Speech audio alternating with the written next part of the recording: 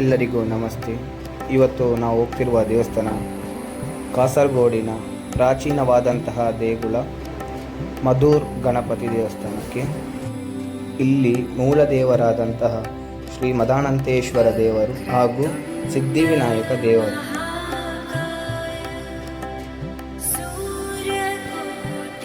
ಕಳೆದ ವರ್ಷ ಬ್ರಹ್ಮ ಕಲಶೋತ್ಸವ ನಡೆದಿದೆ. ದೇವಸ್ಥಾನ ಮಾತ್ರ ಬಹಳ ಚೆನ್ನಾಗಿದೆ.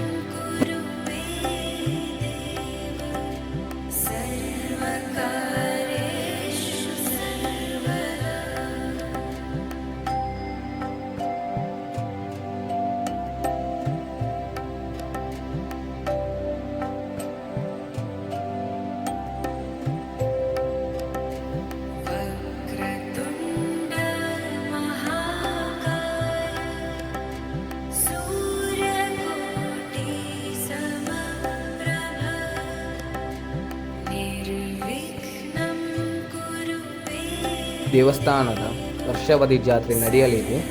14ರಿಂದ 18ರವರೆಗೆ. ಎಲ್ಲರೂ ಬನ್ನಿ, ಶುಭವಾಗಲಿ.